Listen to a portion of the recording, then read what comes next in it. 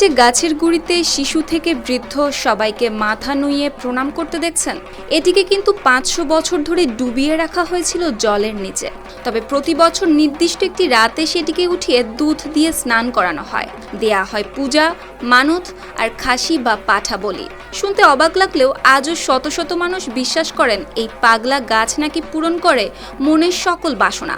তাই তো প্রজন্মের পর প্রজন্ম ধরে চলে আসা সেই লোকবিশ্বাসকে কেন্দ্র করে ওই নির্দিষ্ট দিনে পূজা, কীর্তন আর উৎসবের আমেজে মুখরিত হয় পুরো এলাকা।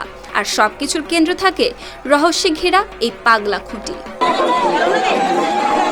প্রতি বছরের মতো এবারও নারায়ণগঞ্জের সোনারগাঁও উপজেলার বৈদ্যের বাজার ইউনিয়নের হামছাদি গ্রামে শুরু হয়েছে প্রায় 500 বছরের পুরনো এই ব্যতিক্রমী মেলা। স্থানীয়দের কাছে এটি পরিচিত পাগলা গাছের মেলা নামে। প্রতি বছর বাংলা মাসের 1 জ্যৈষ্ঠকে ঘিরে 3 দিনব্যাপী এই অনুষ্ঠানের আয়োজন হয়, যদিও পূজা ও মূল ধর্মীয় আচার চলে শেষের 2 দিন।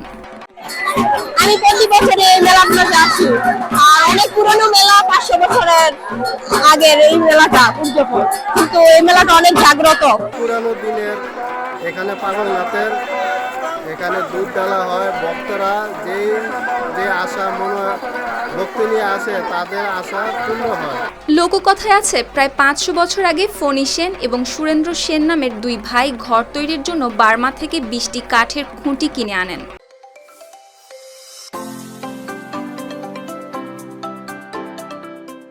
কিন্তু এক রাতে তারা স্বপ্ন দেখেন একটি খুঁটি নিজেকে দেবতা বলে পরিচয় দিচ্ছে।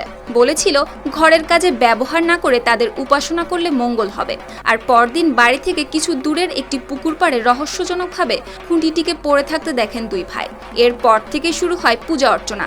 সেই ধারাবাহিকতায় আজও ধরে রেখেছেন স্থানীয়রা। প্রায় 500 বছর আগে এখানে জমিদার আমলে বাইরে থেকে খুঁটি নিয়ে আসে।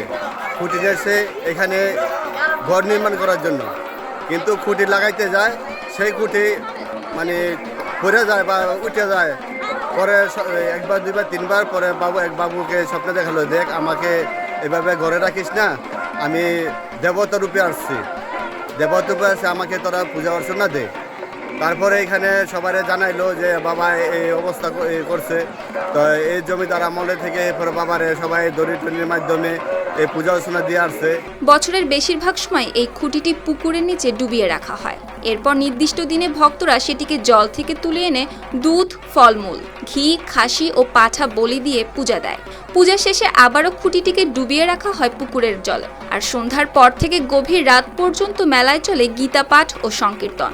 সেই সাথে বিপুল সংখ্যক মানুষের উপস্থিতির কারণে নেওয়া হয় বাড়তি নিরাপত্তা ব্যবস্থা। আমি এখন করতেছি, পরিচালনা করতেছি, এখন সুস্থভাবে হইতেছে। পূজা দূর দূরান্তের লোকজন আছে আমার মাধ্যমে, আছে পাগলনাথের এনে অনেকে মান্তি টান্তি দিতেছে। আমরা আশা করি এরকম ভাবে আমরা বাকি দিনটার জন্য আমরা এইভাবে করতে পারি। 5 শতাব্দী পর স্থানীয়দের বিশ্বাস, পাগলা নাথের কাছে মানত করলে পূরণ হয় মনের সব ইচ্ছা, দূর হয় রোগ ব্যাধি ও অশুভ শক্তি। আর সেই বিশ্বাস নিয়ে যুগের পর যুগ ধরে টিকে আছে এই পাগলা গাছের মেলা। News desk, RTV।